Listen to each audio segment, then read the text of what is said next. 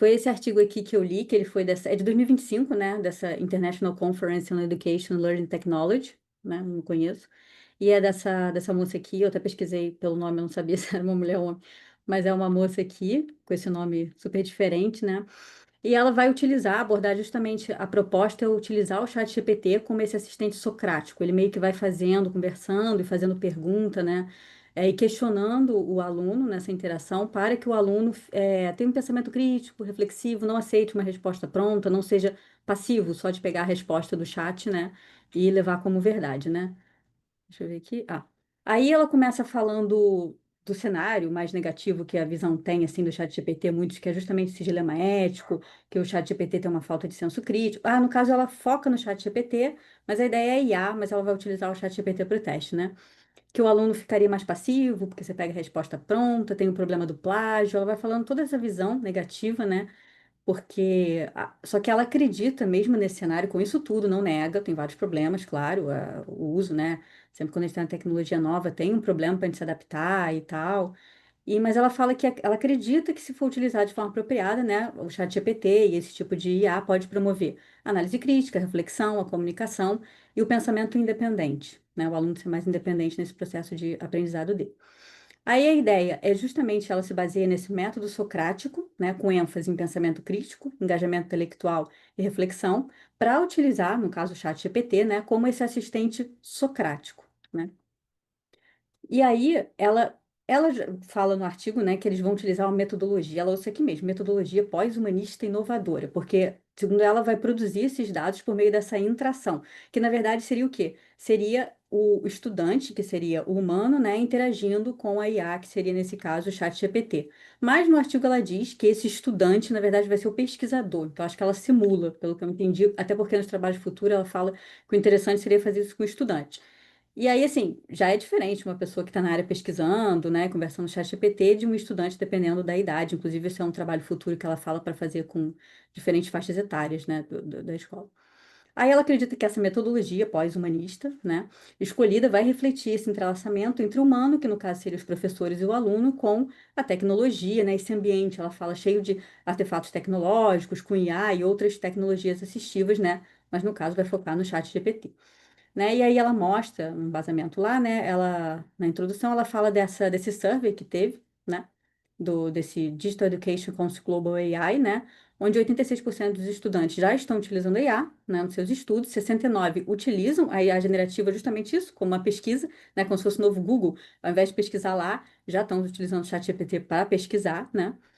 E 72% expressam que há necessidade de você treinar e ter um suporte sobre a IA, para você fazer esse uso eficaz, tendo essa noção, né, de que assim, não é, tem que saber usar, tem que saber utilizar, né? Que seria interessante ter um treinamento nisso, né? E aqui só um detalhe que não tem no artigo, mas assim, que estava até escrito no Dutibal ali com o sociotécnico, nas futuros sociotécnicos, sobre acabar, tipo assim, não ter mais o site para você pesquisar e acabar essa pesquisa. Eu utilizo muito o ChatGPT, o Perplexity Pro e alguns outros, até aquele Qwen. Mas assim, eu não confio muito, então eu gosto de ir na internet, ver um blog para um especialista, ver vídeo no YouTube de canais conceituados, né? Ainda tenho medo de acreditar só na IA, né? E aí ela fala que esse questionamento socrático, né, envolve essa técnica de questionamento estruturada que vai promover a reflexão e o pensamento crítico. Então, o aluno vai interagindo, nesse caso, com o chat GPT, e o chat GPT vai retornando questionamentos, fazendo ele refletir, não só aceitar, pensar, refletir sobre o que ele acredita e como esse processo vai se levando ao longo dessa interação no caso, o chat GPT, né?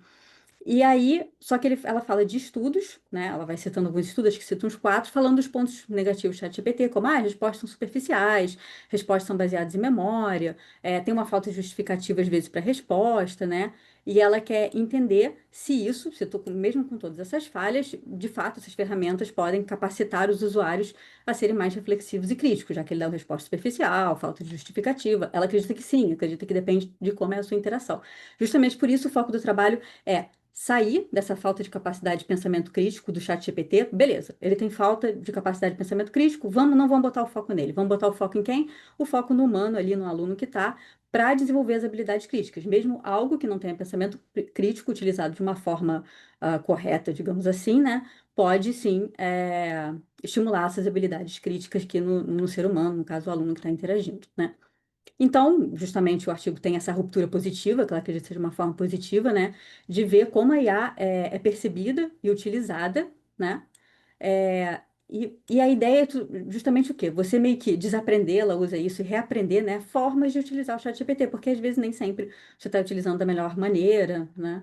E aí é justamente isso, você tira essa passividade, botei esse cérebrozinho aqui, essa passividade de só, peguei e logo depois já esqueci. Se eu não aprendo de fato, né, não estou entendendo, não estou questionando, eu vou esquecer daqui a pouco. E transformar isso, essa passividade, transformar nesse processo de reflexão, nesse pensamento crítico, né?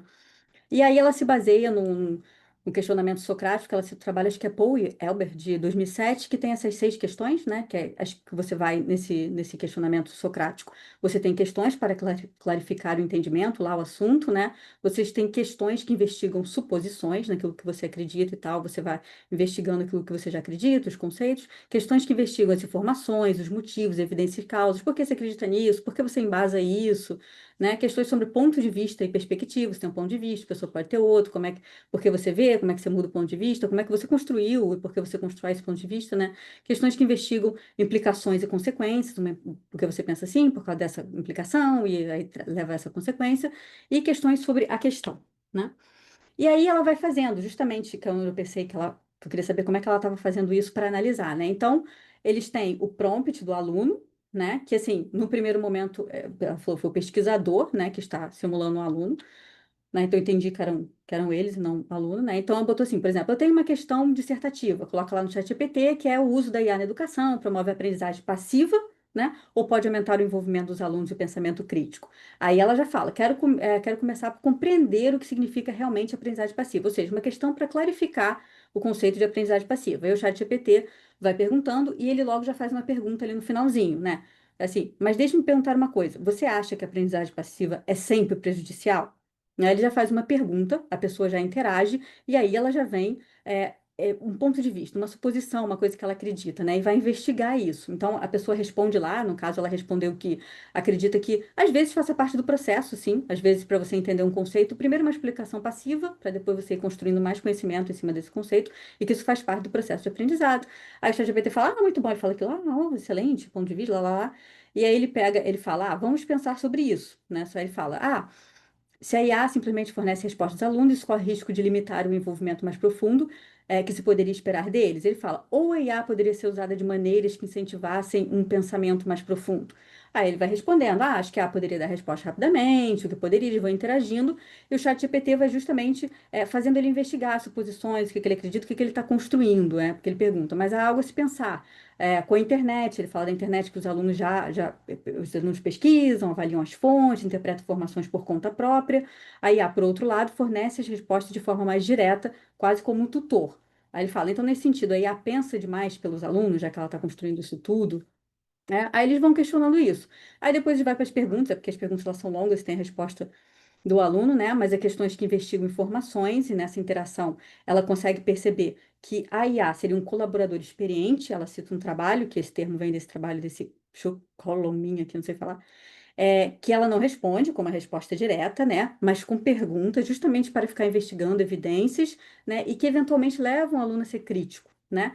E justamente o aluno vai justificando os pontos de vista dele, os argumentos. Tem uma hora até que a IA fala: por que você embasa isso? Com que você está embasando isso? Você poderia me dar um exemplo, alguma coisa que aconteceu, algum trabalho? Ele fala, né? E eles continuam a conversa, aí, até as questões sobre ponto de vista e perspectiva, né? Aí ele fala, quais você acha que seriam os riscos se a IA fosse usada em excesso ou se dependêssemos demais dela na sala de aula? Aí ele vai respondendo, né? E aí é como se o chat GPT se tornasse esse colega de aprendizagem, um colega um pouco mais experiente, né? Que tinha te induzido ali a questionar e tudo, que vai justamente auxiliar, né, nessa produção de respostas críticas e reflexivas, porque o aluno está sempre refletindo, né? E aí depois ele vai para as questões que investigam as implicações e consequências, né? E no final eles também vão conversando, ele fala de como a IA poderia ser utilizada para melhorar e tal, né? Ele fala como podemos incentivar essa responsabilidade pelo processo de aprendizagem, que aqui é quando eles estão conversando isso. Como o aluno percebe a responsabilidade dele, né? Isso é interessante. E depois a questão sobre questão, que ele pergunta qual seria o seu argumento central. O que eu falei? Quando ele fala, muito interessante, qual seria o seu argumento, né, central?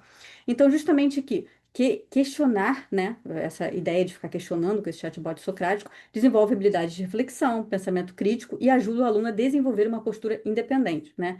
Em vez de confiar lá naquela resposta totalmente do chat GPT, porque ele vai pensando, ele vai trazendo parte do conhecimento que ele tem também, de tudo que ele já experienciou, do que ele já leu, do que ele já viveu, né? E embasando, construindo esse conhecimento argumentativo, também reflexivo. Aí ele fala e aí ela coloca, depois dessa interação, ela coloca essa reflexão pós-intração, que ela chama a um, né, que é a resposta do aluno, e ela fala, agora, aí seria o professor, a interação do aluno com o professor nessa parte, depois que ele interagiu com o ChatGPT, e ele fala, agora que você interagiu com o ChatGPT, tal, tal, tal, aí ele fala, escreva um parágrafo reflexivo sobre como essa atividade transformou ou não, pode não ter transformado, sua perspectiva sobre o uso da IA na educação. E aí você faz essa reflexão pós-socrática, né, que é questionamento, agora, dessa vez, a interação com o professor e aluno, e reflexões sobre professor e aluno, perguntando sobre a reflexão, né, do que foi a interação do aluno com a IA, né? E aí ela também tem essa reflexão pós-interação 2, que aí é um feedback que foi gerado pela IA, e o aluno vai refletir sobre esse feedback. Aí o ChatGPT escreveu um textão lá, né? Ela colocou no artigo. Ele fala: Ah, eu vi que você foi, eu vi seus pontos de vista, tal, tal, tal, que você pensa assim, diz assim, vi uma evolução no sua argumentação, no seu ponto de vista, uma evolução, blá, blá, blá, blá. E aí o aluno avalia isso, ele concorda, não concorda, né? Então ele avalia, analisa a resposta gerada pela IA, entendeu? Até sobre ele mesmo, sobre essa interação que eles tiveram. Então ele se envolve criticamente com o conteúdo gerado, né? E ele pode concordar ou não concordar nisso, ele não fica só de forma passiva, se tem resposta, é isso aí, tá tudo bem, né? Aí ela fala que a principal contribuição desse trabalho é ela chama esse nome imenso aqui, esse negócio, esse AI, não sei falar isso aqui, gente, AI, Enhanced Socratic Interactions to Develop, né, Reflective and Critical Thinking, e ela põe essa imagem, na verdade não é essa, eu traduzi aqui, a imagem estava uma resolução bem ruim mas eu dei uma traduzida aqui, né? Que ele mostra nessas três camadas aqui que ele vai falando, né? Que a camada rosinha aqui vai ampliando as possibilidades com a integração da IA, né? Questionamento personalizado, né? Que vai de acordo com o aluno, desenvolvendo consciência ética da IA por meio da avaliação dos viés, embora ela não entre nessa questão aqui no artigo. E essa meta-reflexão que é impulsionada pela IA. Já na parte aqui amarelinha, né, essa investigação socrática tradicional e aprimorada por IA, né, que é criando essa atenção intelectual por meio do questionamento de ideias, desafiando suposições, ChatGPT pede, por que você acha isso? Por que, qual o seu argumento? De onde veio isso? Né? Qual o sentido?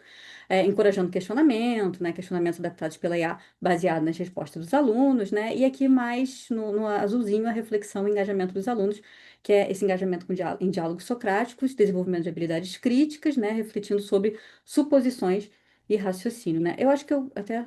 Ah, não, tem mais um pouquinho.